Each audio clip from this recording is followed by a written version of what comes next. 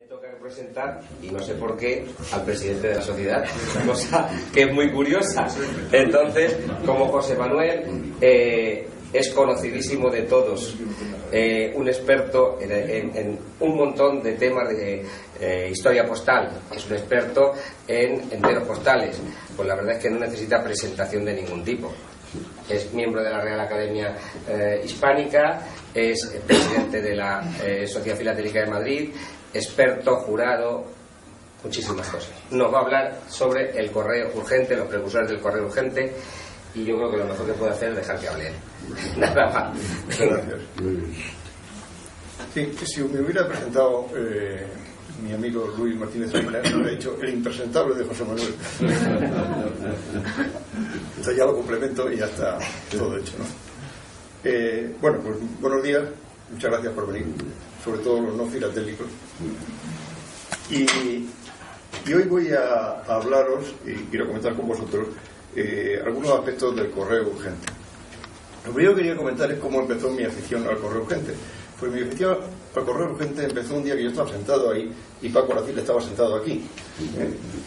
Y Paco nos habló del correo urgente. Y a partir de ahí pues empezó mi interés en el tema. Paco, para el que tenga interés en profundidad, ha escrito un libro muy interesante sobre el correo urgente en general en España y en sus dependencias postales, y yo voy a tratar solamente una parte que es bueno, la génesis, cómo aparece, qué es lo que ocurre en el correo urgente español antes de su oficialización. A ver si lo doy bien al... Vale. Los inicios formales en España del correo urgente, bueno, pues para el correo urgente, el Interior de la Nación, pues surgen en 1905. El 1 de julio de 1905, pues aparece un sello, el sello de Pegaso, que todos conocéis, en el cual, con una tarifa especial, se genera el correo urgente para el Interior de la Nación. Hay un Real Decreto que lo regula, publicado en la Gaceta de Madrid, y como digo, el 1 de julio de 1905 empieza formalmente el correo urgente.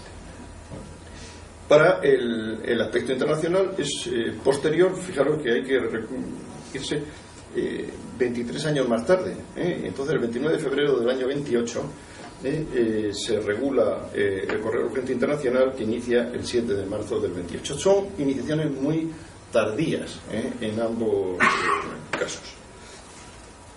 De hecho, una cosa son los inicios formales y otra cosa son los inicios reales. La documentación más antigua que conocemos sobre el correo urgente pues nos la ha proporcionado otro ilustre asistente a la charla, que es mi buen amigo Fernando Alonso, que en el exhaustivo estudio que hizo sobre el archivo de Simón Ruiz en Medina del Campo, pues allí analizó un total de 56.725 cartas, de las cuales él, fijaros, encontró cartas que podían tener un cierto carácter de urgencia, y es un tema que hemos debatido muchas veces él y yo, porque ¿qué es una carta urgente? Sobre eso entraremos ahora después. Pero en fin, hay cartas en este archivo, que es del siglo XVI, en el cual aparecen indicaciones de urgencia en el texto de 68 piezas, y alguna forma de licitación concreta de un sobreprecio por la urgencia de 5, es decir, un total de 73 cartas urgentes. Quiero llamar la atención en que esto supone escasamente un 1,4 por 1000. Esta proporción de frecuencia, yo diría casi de infrecuencia, del correo urgente se mantiene a lo largo de toda la historia del correo urgente. Las cartas urgentes son excepcionalmente raras. Por supuesto, muchísimo más raras que el correo certificado. O sea, eso sin duda. Pero quiero dejarlo aquí reflejado. Bien, hay algunas referencias documentales. ¿Se ha pasado solo o lo ha pasado todos?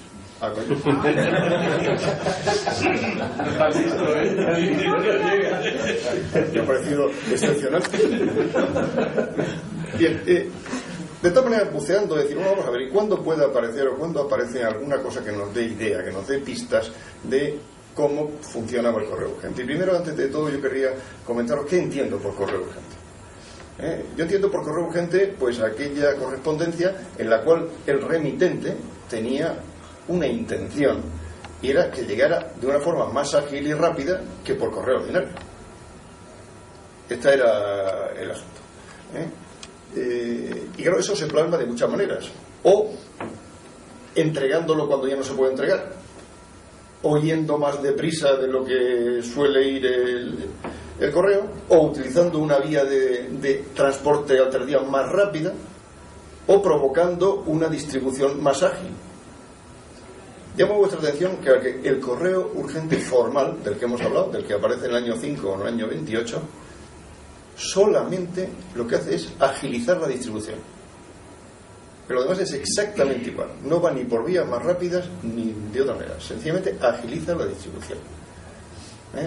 Por tanto, yo todo lo que tiene que ver con la agilización en su conjunto lo he considerado de alguna forma correo urgente.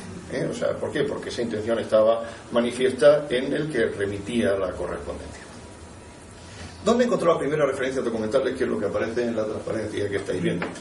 Pues mira, en el acta adicional del 21 de marzo del 85 de Lisboa, el convenio del Congreso Postal de Lisboa, que reforma y modifica el convenio de París de 1 de junio del 78. ¿Sí? Aquí hay un error en 1878, como podéis imaginar. Eso es un... Ahí aparece una referencia al correo urgente. Luego, en cosas sueltas y que no tienen nada que ver, pues también aparecen. Por ejemplo, yo encontré una cosa curiosa en el correo militar de Villafranca a Lugo, un documento de correo militar en Galicia en 1811 que habla de la urgencia. Ahora lo comentaremos.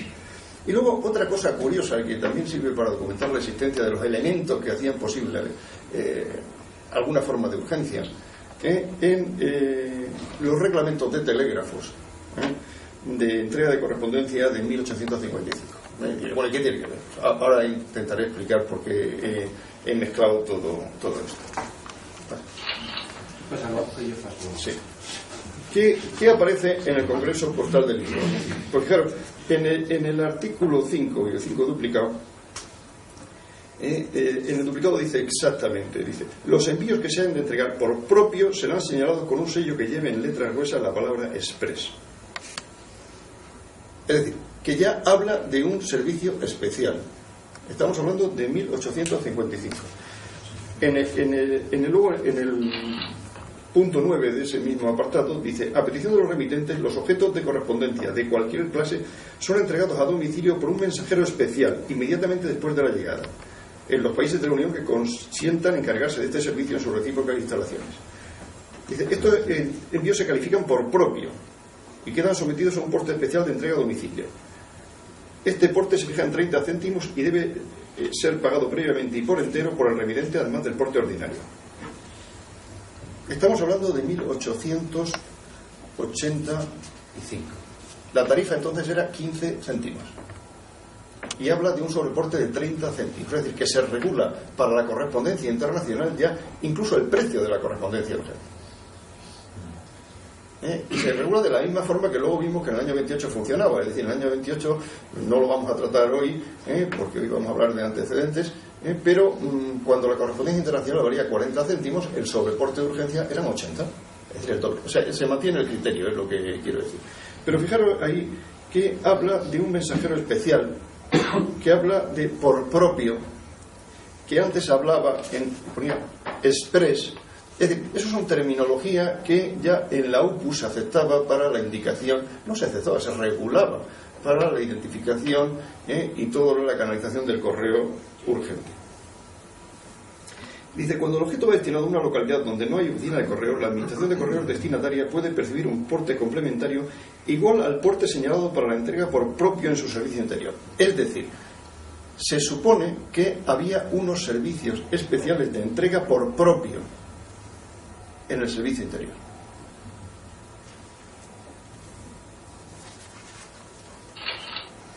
Aquí, ¿qué tengo allí en cuanto a la Dirección General de Telégrafos? Bueno, en la nueva circular del 29 de agosto del 60, os pongo esta, pero hay circulares anteriores y posteriores. Lo que pasa es que cuando estaba preparando esto tenía más a mano esta circular, que por cierto la tengo aquí, fotocopiada. Esto procede bueno, de un estudio inacabado, que yo creo que no se acabará nunca, que estoy haciendo sobre la correspondencia mixta postal y telegráfica a mediados del 19, que es un tema muy interesante cuando, como sabéis, la extensión de la red telegráfica era pequeña y tenía que ser complementada necesariamente por el correo. Bueno, pues fijaros, aquí dice, en el punto 1, dice: todo despacho expedido de correspondencia privada de servicio interior se cobrará, además del precio de la tarifa de transmisión, tarifa telegráfica, los 2 reales por porte a domicilio y lo que corresponda al transporte por correos o por propio. Es decir, se supone que, como estamos aquí hablando de transporte por correo, es curioso, la cifra de 2 reales. Todos los que conocéis esta época de la filatelia sabéis que 2 reales era el precio del certificado. ¿Qué es lo que realmente se cobraba en el certificado? Realmente el reparto, que era individualizado y con recurso de recibo, porque tenía que firmar el recibito, porque el reparto no se cobraba nunca, era el famoso cuartillo del cartero, y era mogollón cuando llegaba, sin embargo había un reporte especial.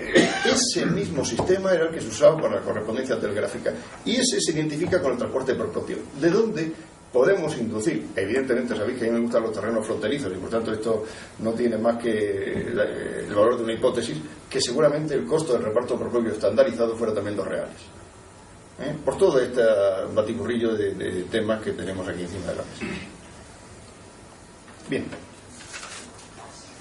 otro tema curioso, y este ya es puro anecdótico para que veáis que el transporte urgente estaba regulado. Perdón, en cuanto a la correspondencia telegráfica, aquí tenéis un ejemplar de un telegrama circulado en 1858,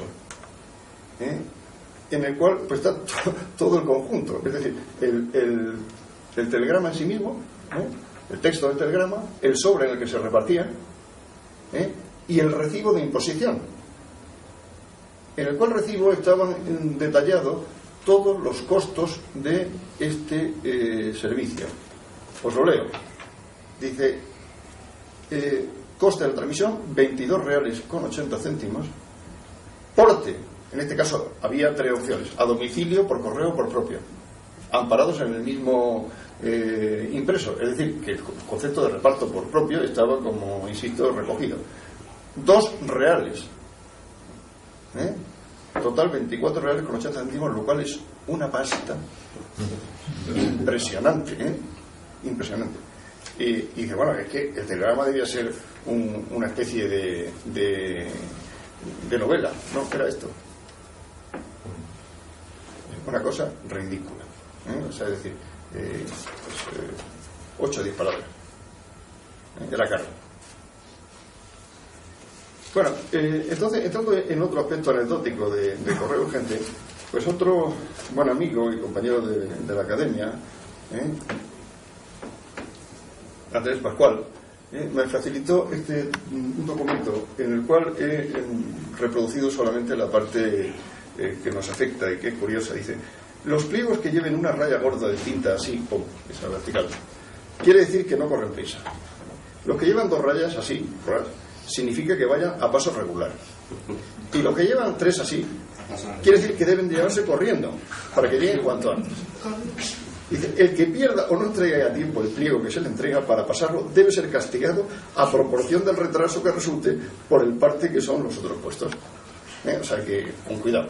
O sea que, quiero decirte que no solamente en lo que llamaríamos correspondencia particular, que es la normal y todo esto, sino en todas las formas de correspondencia, siempre ha habido una necesidad y una sensación de que haya cosas que vayan con urgencias diferentes.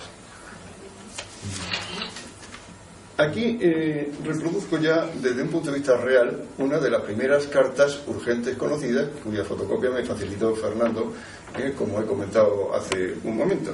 Es del archivo de Simón Ruiz, del 1 de julio de 1570. Y la he puesto porque la caligrafía es muy bonita, y además yo creo que es legible para todos, ¿no? A pesar de ser una caligrafía del siglo XVI.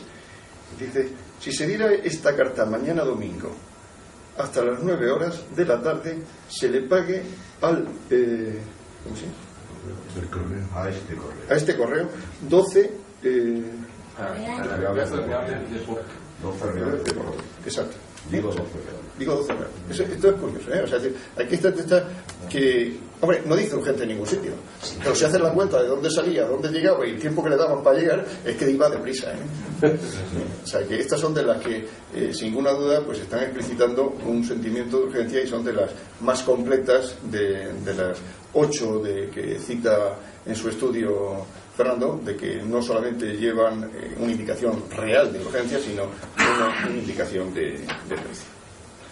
Bueno, pues ya, ahora ya como yo creo que lo que nos gusta es ver cartas, yo, pues mira, cuando empecé a interesarme por correo urgente, pues claro, pues me pasó pues esto, ¿no? Es decir, bien, empecé con las cartas con el sello del año 5, pero luego empezando, bueno, ¿y por qué no habrá antes? Qué cosa más curiosa, y cómo funcionaba cuando... Bueno, y te das cuenta de que con frecuencia lo que había era, bueno, pues una intención, y ponía urgente. La gente no sabe si lo que quería era que le respondieran urgente, o que fuera urgente, o cómo fuera. Y la verdad es que no lo sabremos nunca, de hecho. Lo que sí os puedo decir es que analizando todas las cartas anteriores al año 5 que tengo, no tengo demasiadas porque la verdad es que son infrecuentes, pero tengo casi un centenar, os puedo decir que si ves la fecha de salida y la fecha de llegada, es excepcional. Un 60% son en el mismo día, un 30% un día, es decir, cosa que analizadas las cartas que funcionaban de otra manera no se daba. Por tanto había una realidad en la urgencia. Esto en las cartas que ha analizado Paco Aracil en su libro también lo manifiesta, y yo evidentemente puedo testificarlo. Bueno, aquí os voy a encontrar pues las distintas modalidades que me he ido encontrando, y que yo creo que pues tienen algún interés, insisto, todo anterior al año 5. La primera es esta, que como veis es una carta del 18 catalana, en la cual circula de Orgaña a Calaf, tarda exactamente un día, y la indicación es una de las que de alguna forma estábamos esperando que apareciera, por expreso. Claro, como está en catalán pone per express. La siguiente vuelve a ser otra catalana del siglo XVIII. Ahí la indicación es otra de las previstas por propio, per propio en este caso. Otros ámbitos de circulación del correo con un ámbito de urgencia. Pues esta es una bonita carta de la Primera Guerra Carlista que circula de Orquieta a Santisteban el 22 de diciembre de 1936. La marca es muy bonita, los que coleccionan carlismo les gusta mucho porque no hay más, y eso gusta, ¿no? Y la indicación de la urgencia es curiosa. Fijaros que pone ahí, dice, de justicia en justicia, muy urgente, luego. A ver, ¿qué quiere decir eso? Justicia, como sabéis, los justicias eran los alguaciles municipales, eran empleados municipales. Y entonces, evidentemente, la transmisión por correo hubiera sido complicada.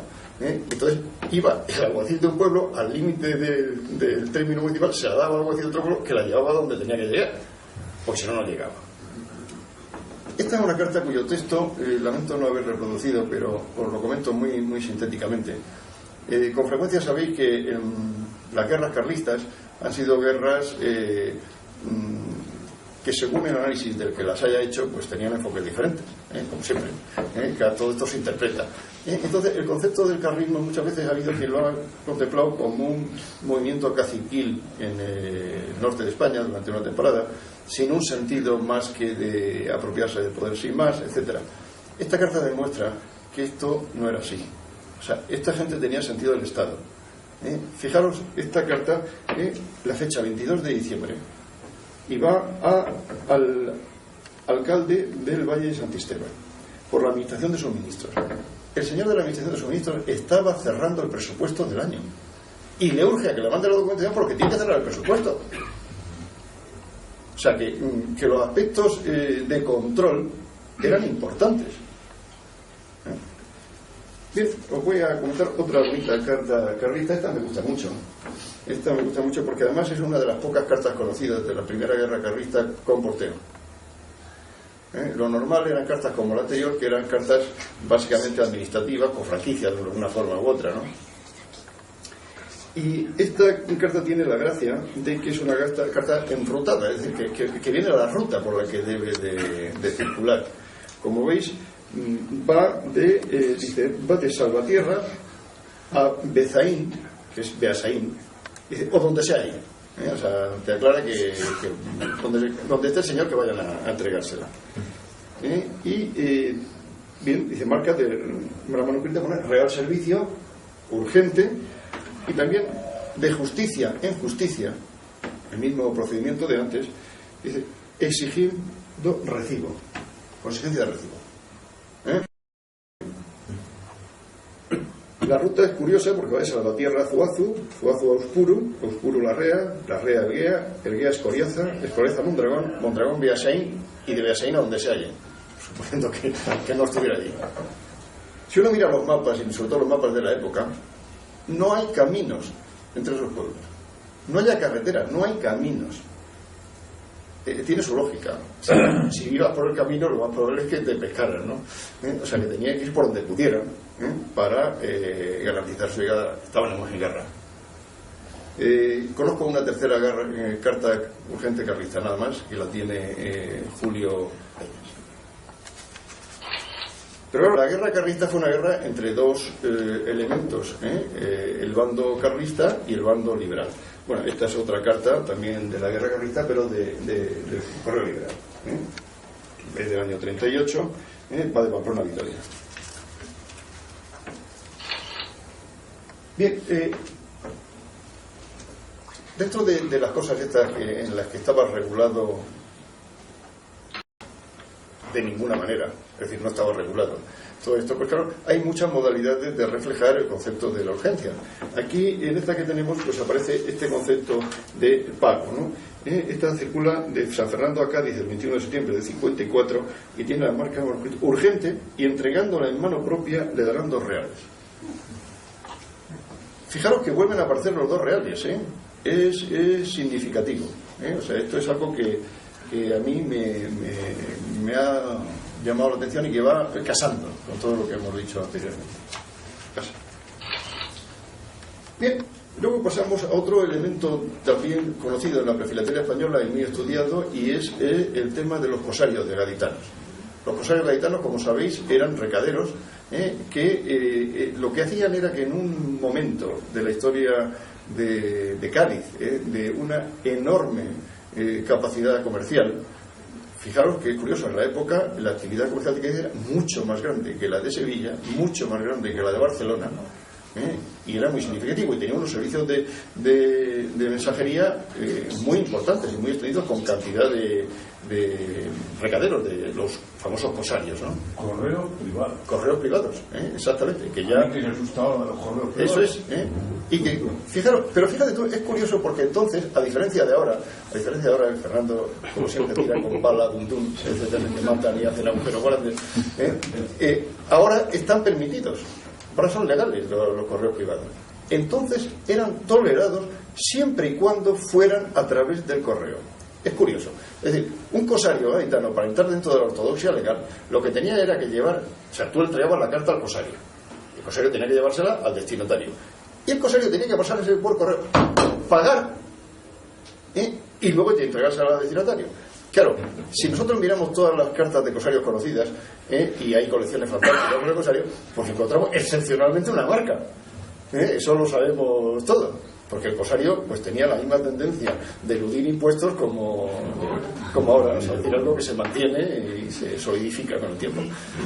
Esta la he puesto ahí porque bueno, la marca ha salido muy borrosa. Aquí es de la compañía de Verdugo, no se ve prácticamente, que estaría aquí. O sea, perdonadme, pero eso sí, o sea, la reproducción ha quedado muy bien, pero bueno. Lo que quiero deciros es que esta sí lleva, hasta pasado por el correo, excepcional. Os diré que es la única carta urgente de cosario gaditano pasada por correo que conozco. La única, porque la demás, pues, conozco 4 o 5, no es que conozca muchas más, pero no han pasado por correo, ¿no? Es curioso porque, fijaros, estamos en el año 49.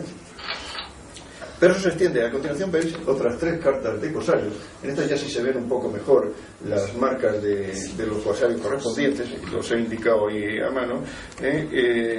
Todas estas excepto la primera, que llegó el mismo día. Las demás tardaron un día.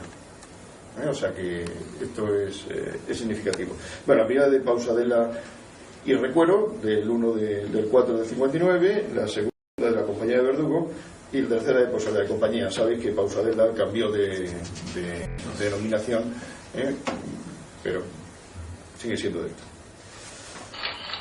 Bueno, pero no solamente había mensajeros en cosarios, también los había en Cataluña. Y también había algunos momentos excepcionales en que había correspondencia urgente. Esta es un Salvador Hernando, un mandadero, un recadero catalán. Esta está figurando en 1870, y bueno, la indicación, como veis, siempre manuscrita por Salvador Hernando, urgente, o sea, todo normal. Esta es otro mandadero, pero este es un mandadero anónimo, también de Moya, Barcelona, el 6 de junio del 71. Luego entramos en cartas circuladas por el correo de alguna forma un tanto rara. Fijaros, es curioso. Esta carta de arriba, la primera, de Jerez a Cádiz, del 1 de junio del 75, lleva las aspas de porte pagado. Estamos en 1875. La sensación que tengo es que esta carta no circuló por el correo, sino que se mantuvo el hábito de cruzar las aspas cuando ya has pagado previamente al que la lleva, para que no la pague el que la recibe. Este es el concepto. La segunda no, la segunda es una carta que evidentemente pasa por el correo con todas las de la ley, le pone su multa correspondiente por no llevar sello, porque estamos ya en 1871, y le pone con urgencia y tan francamente. Bien. Fijaros, lo más normal en este tipo de cartas es que, dado que el correo funcionaba con unos hábitos y una rutina determinada, la urgencia se contemplaba con dificultad. Entonces, la mayoría de las cartas urgentes que aparecen ahí responden o bien a mandaderos, cosarios, mensajeros, llamémosle lo que sea, o propios personalmente enviados.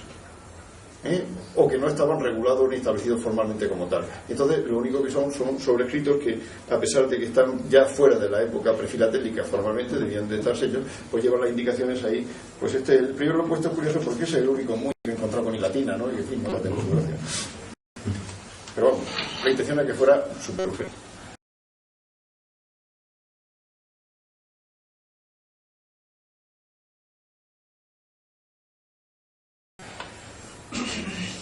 Había veces que el sentido de la urgencia era tal que querían hasta puntualizar la hora.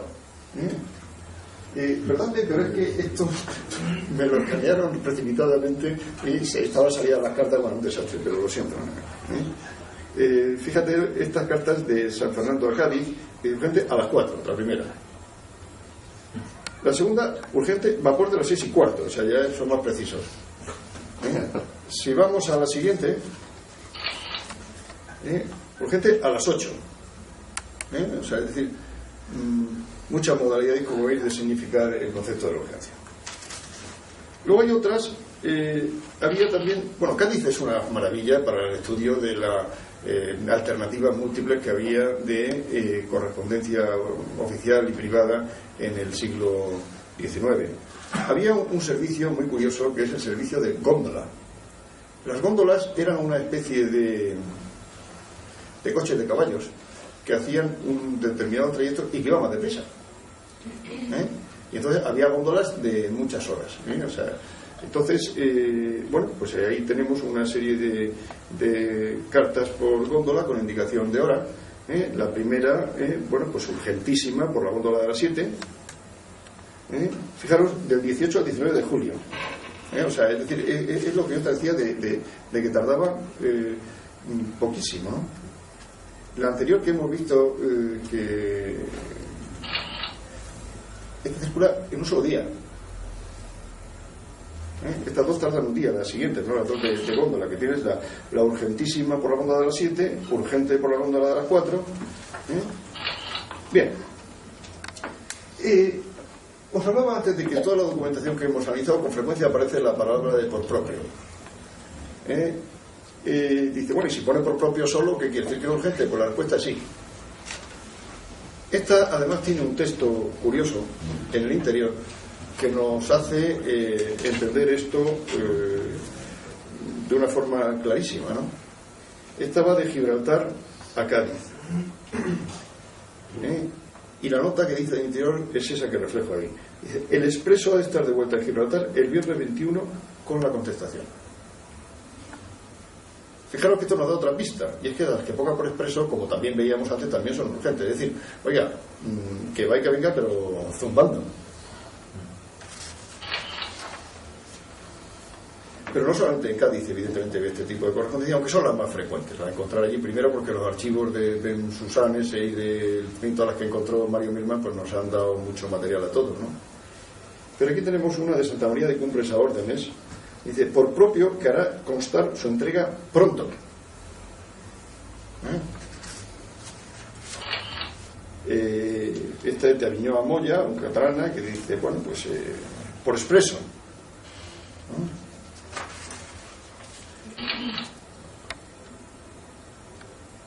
Fijaros, aquí hay una cosa curiosa, porque en esta siguiente, que es de Sanlúcar a Sevilla, el 12 del 10 del 57, dice, urgente y porte pagado.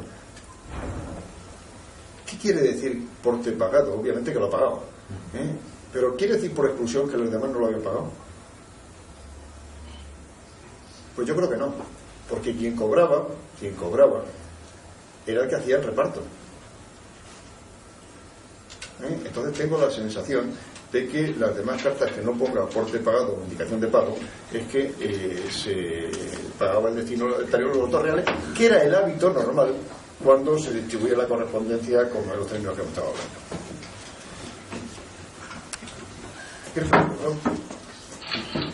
Esta es una correspondencia administrativa muy curiosa. Esta va de Cegama, del Gobierno Superior Político de Guipúzcoa, en el año 48, 1848. Es una carta que no es una carta, es una envuelta. Es una envuelta. Y en el interior esta envuelta contenía cartas a su vez.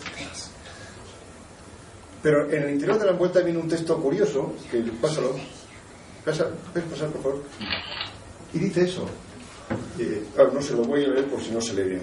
Dice, se han recibido dos oficios, uno para el señor comandante de guardias civiles y otro para el señor Lecumberri de Berrederos, y no existiendo en esta, los ha recogido el coronel del regimiento de la Reina, que con su columna se halla en esta para darle el curso correspondiente. Es decir, los movimientos de tropas que estaban habiendo allí en la zona hacían que, claro, la correspondencia llegaba, pero a lo mejor no estaba el tío ya. Y sobre todo cuando era correspondencia oficial, en este caso se hace circular, como veis, en una envuelta lacrada. Pasa. Bien, otra modalidad de urgencia, esta se daba también un poco en función de los destinatarios y de los remitentes, y era la correspondencia administrativa entre alcaldías. Aquí tenemos dos bonitas cartas. Claro, en este caso ambas se significan con las letras Servicio Nacional Urgente, SN Urgente, como veis. La primera va de Calella a Pineda, y la segunda de Police Tordera a Malgrat, ambas en Cataluña. Esta otra carta curiosa. La verdad es que todas las cartas urgentes tienen un texto curioso, pero claro, no vamos a leerlo todo porque si no eso sería muy largo. Pero fijaros, esta es una carta urgente curiosa que además va por el correo, como veis ahí, con su baeza correspondiente y tal. Va de Tortosa a Mora de Ebro el 28 de agosto del 45, y no resisto la tentación de señalar el texto porque es muy curioso. Ahí lo tenemos. Voy a leerlo. Dice: el muy ilustre señor intendente de la provincia me ordena e invite a los pueblos del partido para que satisfagan el tercer trimestre en el modo que los anteriores, por todo el día 31 del presente mes, imponiéndome la más estrecha responsabilidad. O sea, le está diciendo, mi jefe me dice que tenéis que pagar. Dice, y como voy a ser imposible poderse verificar con tanta perentoriedad, he prometido que por todo el día 15 del mes entrante quedará ingresado, contando con las inequívocas pruebas me tienen dadas todos los pueblos de este partido en general. O sea, ya ahora empieza a hacer la pelota. Y lo vi. Espero, pues, del aprecio me ha manifestado ese ayuntamiento, contribuirá a que no quede fallida la promesa dada a mi superior jefe, prestando al propio tiempo una prueba de amor y respeto a su majestad la reina, que Dios guarde. Tortosa, 25 de agosto de 1845. O sea, es decir, esto es una forma de presión psicológica, pero sin llegar a más. Bueno, otra modalidad de urgencia, y por lo que decía antes, era el concepto que se tiene de lo que son las estafetas. Las estafetas eran unos servicios a caballo que había para comunicar Málaga con Cádiz y San Roque, es decir, Gibraltar con Cádiz, que tenía unos servicios, en un caso de 2 veces a la semana y otro de 1 vez a la semana, especialmente ágil a caballo. Y entonces fijaros, estas estafetas funcionaron no solamente en la época prefilatélica, sino en la filatélica. Esta es una primera de las tarjetas de San Roque del 27. Entonces, obviamente, esta era una carta que fue de Gibraltar a Cádiz. Otra también, sin más. Esta siguiente que pongo aquí para que veáis que en la época filatélica se mantuvo también el concepto de estafeta.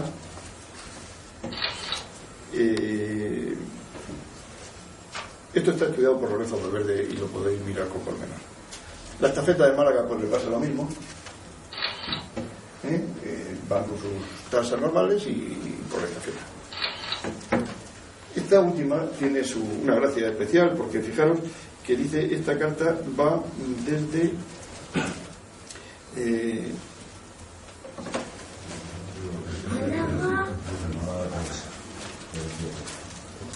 va de Jerez a Oporto. Y aquí una indicación curiosa, dice, por estafeta, vía Cádiz, por paquete del gobierno.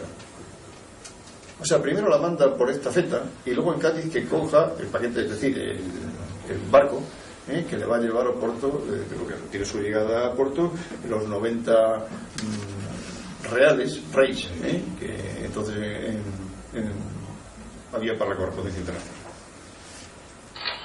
Bueno, también aquí aparece una carta con el número 1 por estafeta, porque tiene cierta la simpatía que tiene siempre el número 1 para todos nosotros, y ya está. Bien, a ver, esto ya es otro concepto distinto. Es los correos de alcance. Otro concepto de urgencia. ¿Qué es el alcance? Fijaros. Las cartas, el proceso era el siguiente. Tú cogías una carta, la echabas en el buzón, en la reja, que se llamaba entonces. La reja, porque es que sencillamente había una ventana con rejas y eso, la reja verde, tú tirabas eso por ahí y se acabó. O sea, el concepto de buzón es posterior. Pero ahí se echaba un cajón y a partir de ahí se seleccionaba. Una vez que se seleccionaba en correos y se clasificaba, iba. Estamos ya en la época filatélica. Claramente estamos hablando del año 69, pues había unos servicios de ferrocarril razonablemente extendidos por toda España, se llevaban a la estación de ferrocarril, se transportaban, llegaban a la estación de destino, se volvían a clasificar y se repartían. Ese era el proceso normal. Pero ¿qué pasaba cuando llegabas al correo? Pues que llegó un momento en que la reja, entre comillas, no era solo reja, es que había cerrado la ventana, ya no podías echar la carta. ¿Por qué? Porque necesitaba un tiempo mínimo para clasificar las cartas para llevarlas al tren. Claro, eso normalmente en Madrid, que es donde empieza este servicio, se hacía 2 horas antes de la salida del tren.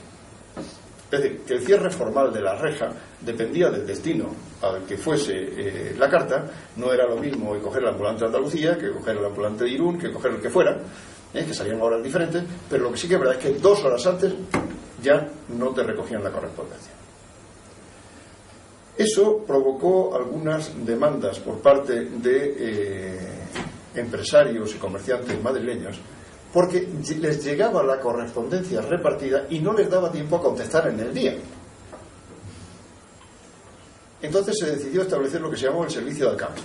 El servicio de alcance consistía en que una vez que se cerraba la reja estaba en la Puerta del Sol, en el edificio donde actualmente está la Comunidad de Madrid. ¿Vale? Ahí estaba la Casa de Correos. Pues en ese momento que se cerraba la reja, un cartero se ponía con su cartera en la Puerta del Sol, y allí la gente le iba dando las cartas. El Madrid de 1869 era más reducido, y la verdad es que eso estaba a tiro de piedra de todos los comerciantes que querían llegar. Entonces él se tiraba allí 1 hora y aceptaba la correspondencia, pero había que darle una tasa especial, que eran 25 milésimas, 5 céntimos. ¿Vale? Y una vez que había pasado esa hora, cogía y andandito se iba a la estación de Príncipe Pío, del norte, y entregaba la saca allí. Obviamente esa correspondencia no tenía un matasellos de la reja, porque no tenía, el tío no tenía el puño, ya se mataba o en itinere, o en el tren, o donde fuera, o en una situación de tránsito o tal. Y eso era el primer alcance.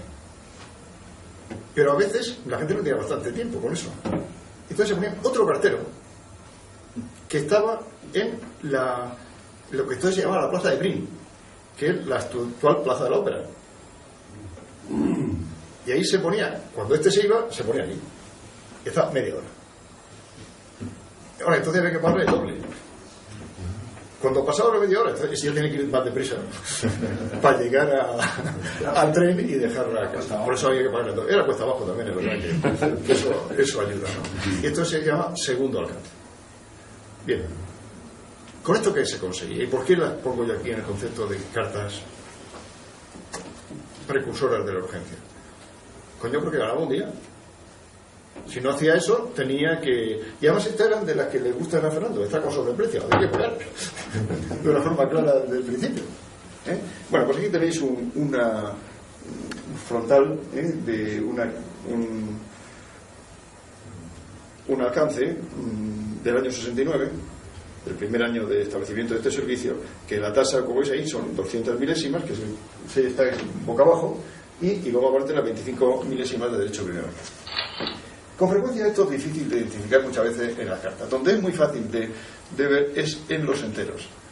Sabéis que los enteros son mi primera afición en el mundo de la filatelia.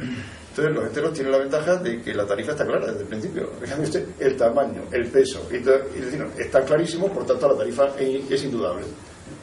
Si necesita más es por algo. Yo recuerdo que nuestro amigo Hermógenes Sanz me decía, dice, joder, yo es que me encuentro enteros con propina. Y yo decía, digo, Hermógenes, no puede ser que haya algún propina. Por ejemplo, se fue a otro mundo sin saber en qué consistía la propina, porque yo lo descubrí después, no por otra razón.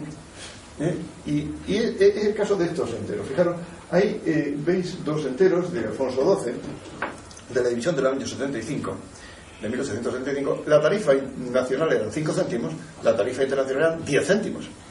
Y ahí, como veis, tienen un sello de 5 céntimos, el del propio entero, más 2 sellos de 5. ¿Qué quiere decir eso? Que están pagando 5 más 5, 10, tarifa internacional, más 5 céntimos de primer alcance. En el caso de abajo, el sello directamente es de 10 céntimos.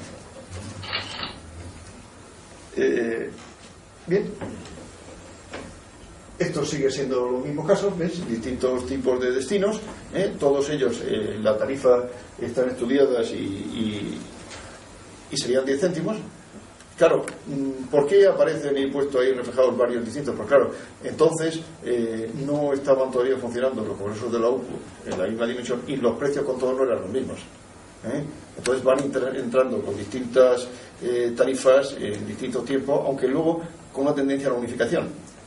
Antes he dicho que no era lo mismo, era lo mismo, lo que no había era el convenio que regulaba la tarifa, era de distintas fechas, por eso aparecen ahí. Pero en cualquier caso todo pasa lo mismo. 5 céntimos de complemento de franqueo hasta la tarifa internacional, 5 céntimos de derecho primer. Bueno, estos son muy bonitos. Os voy a explicar, estos son especialmente singulares porque van dirigidos a Portugal y a Gibraltar. Portugal y Gibraltar tenían un convenio con España muy especial. Muy especial quiere decir que la correspondencia de cualquier pueblo de España con Portugal o con Gibraltar costaba la mitad que una tarifa interior. A pesar de todo, la correspondencia con Portugal y Gibraltar es escasísima. Yo no sé si lo hicieron con ánimo de hermanar a estos territorios, pero es escasísima. O sea, es más, la de Gibraltar, que era relativamente frecuente por razones comerciales, se hacía de tapadillo vía Cádiz, o sea, con lo cual tampoco aparece muchas veces reflejada con sus tarifas especiales, lo cual no deja de ser paradójico, porque sería más barato mandarlo de Gibraltar, pero es así. Entonces, claro, ¿qué quiere decir? Que la correspondencia con Portugal y con Gibraltar, en cuanto a enteros postales, la tasa no era los 10 céntimos como hablaba de tarifa internacional, era la mitad, eran 5 céntimos. Entonces, ¿qué hace ahí ese otro 5 céntimos en cada caso? Pues pagando un derecho de segundo alcance, porque era el doble de la tarifa. Eso es lo que hace especialmente simpáticos estas piezas. Aún puede crear duda, o algún caso de decir, bueno, es que joder, es que bueno, se equivocaron, en vez de poner 5 céntimos pusieron 10 céntimos, porque la tarifa internacional eran 10 céntimos. Pero ahora, en la emisión siguiente, que ya era exactamente de 10 céntimos el valor facial del entero, no tenía sentido poner ningún complemento de franqueado. Lo que quiere decir que cuando se ponía el complemento de franqueado, explícitamente se estaba pagando el alcance. Es el caso de los 5 céntimos de la primera, y la segunda es especialmente curiosa. Tiene 15 céntimos. ¿Qué hacen esos 15 céntimos? La única explicación que yo encuentro es la siguiente. Seguramente es un segundo alcance, pero en vez de 10 céntimos le pusieron 15 porque 15 céntimos era el sello de uso ordinario, entonces, que era el precio de la tarifa ordinaria. Es decir, el que tenía sello ahí en su casa tenía el sello normal de franquear una carta, y se lo puso. Con propina. Ese sí tiene propina. Bien, este es otro caso igual, el sello de 10 céntimos y el complemento de 5, que puñetera falta que le hace. Lo único que quiere decir es que, bueno, que se... Mismo caso de estos anteriores, lo he puesto para que veáis las distintas etapas en las que se va apareciendo, sellos de Afonso XII, sellos de Pelón, etcétera. Lo de abajo es curiosa, porque la marca de matasellos que anula tanto al entero como al sello de 5 céntimos azul de Pelón es Barcelona, estación de Francia. Es decir, ese ya sí que todos los sacramentos de un alcance, porque fue en un matasello de estación, porque en la reja no había, estaba cerrada, no se le podía poner el matasello. Esta es una muy curiosa, que la he puesto aquí primero porque es un alcance sin duda. Fijaros que hay una cosa curiosa, los alcances duraron solamente durante el siglo XIX. Es curioso porque a partir del año de 1900 aparecen los matasellos de alcance, y entonces no había servicio de alcance. Lo que sí que había era oficinas específicas en todas las estaciones de ferrocarril, que se llamaban oficinas de alcance. Pero ya no había que pagar suplemento ni había que pagar nada, ya entraba dentro como una oficina normal en la cual tú echabas en el buzón la carta y se acabó. Eso ha existido durante muchísimo tiempo. Yo, muchas cartas de última hora se las mandaba a mi novia en la estación porque no llegaba tiempo, sino. Esta carta, de todas maneras, está por estudiar. ¿Por qué está tachado eso ahí? Si está bien bataseado en Madrid. Y tiene ahí un 20 que parece una tasa en el destino. Y son perfectamente... No lo sé. Cuando lo sepa lo diré. Bueno, entro en otro tipo de cartas, que son las cartas, llamémosle, normales, con tarifa normal y con todo normal, en época filatélica, pero también con la indicación de urgente, siguen siendo igual de raras. Ahí tenéis, bueno, esta es bonita porque sabéis que la correspondencia entre Canarias no es frecuente, y esta es la única carta que conozco de Canarias urgente. Bueno, distintas emisiones con marcas de urgencia, no perder mucho tiempo. Urgentísimo, igual, ¿no? Esta sí, aquí sí que no, esta tampoco es la de Santiago, pero no ha sido curioso y con urgencia. Esta sí que tiene interés. Esta tiene interés por varias razones. Esta es una carta con la que competí en la subasta con Paco. yo no sé, quizá, no sé si fue por las mismas razones o no, pero la verdad es que había varias razones para tener interés por esta carta. Primero, porque fijaros, esto es una carta en el interior de población. Las cartas en interior de población son muy poco frecuentes, y más aún en el siglo pasado. En el siglo antepasado, perdón, el XIX. Son muy poco frecuentes. Sabéis que hasta el siglo XVIII las cartas en interior de población estaban prohibidas. Había una regulación que prohibía las cartas en el interior de población por una razón. Porque se pensaba que eran solamente elementos para mandar anónimos y cosas por el estilo. Porque es que era tan fácil mandar a un no sé qué y meter la carta en su casa, que no tenía mucho sentido mandarla por correo. Y de hecho estuvieron prohibidas. La prohibición se levantó en el periodo de 18, me parece recordar, y ya aunque son raras las cartas. Hombre, en una ciudad como Barcelona y Madrid, que era grande, pues son menos infrecuentes. Pero en cualquier caso, esta es una de las pocas cartas urgentes en interior de población que conozco de la época. Pero lo más bonito es el texto. Dice así: 13 de julio de 1873. Los conventos son nido de la reacción. Es preciso acabar con los conventos de monjas que sirven para centros de relaciones de los carlistas. Hoy las monjas se ocupan de hacer hilas, y las eran vendas, como sabéis, y trajes para los partidarios del absolutismo. El pueblo acabará con esto. Las autoridades, pues, pueden dar 8 o 12 horas de plazo a las señoras de los conventos para desocuparlos, diciéndoles que con la efervescencia actual se hace para hacerles un bien. Luego los locales quedarán para cosas útiles al pueblo y se habrá dado un gran golpe a la reacción de todos los colores. Ha firmado un hijo del pueblo, señor gobernador de Barcelona y provincia. Si volvemos para atrás, la caligrafía es excelente. Por tanto, este es un hijo del pueblo muy poco ilustrado, un hijo selecto del pueblo. Pero quiero comentaros una cosa. 13 de julio del 73. Estamos en una época en la cual estamos en la Primera República. Se dijo que sorprendió la quema de conventos en Barcelona.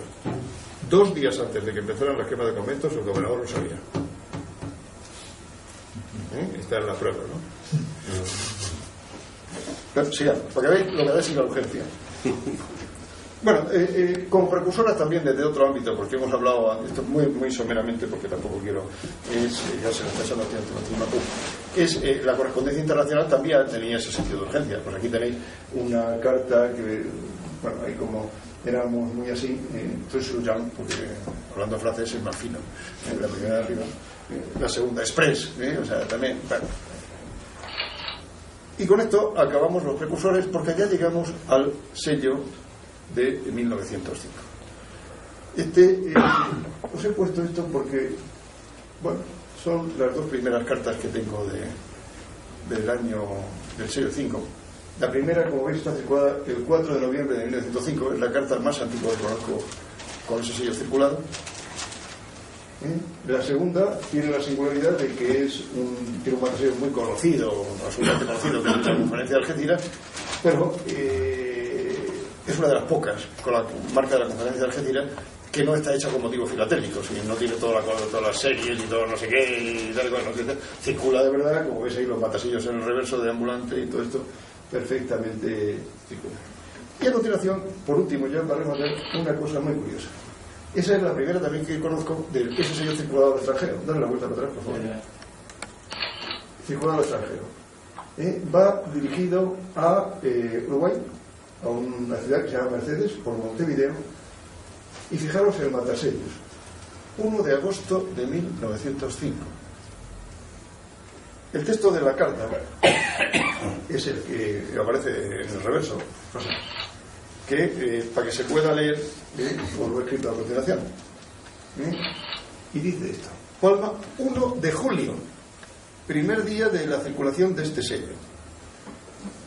Distinguido amigo, siento mucho la distancia que nos separa por tener que estar casi 2 meses para saber contestación de las que de esta le dirijo, pero ahora que se ha hecho el sello urgente, creo que será más rápido, por lo que ruego me conteste con la misma fecha que recibiera esta, para saber en qué tiempo ha venido a su destino.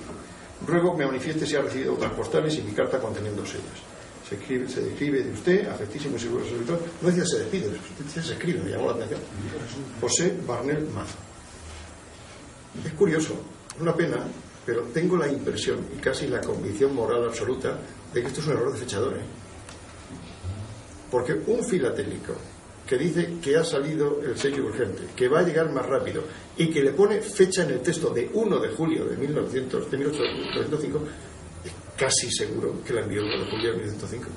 Si eso fuera verdad, que cabe una duda, pues sería el primer día de circulación de este sello, del cual no se conoce ningún ejemplo. Y salvo que haya alguna pregunta, yo ya no tengo más que decir. Muchas gracias.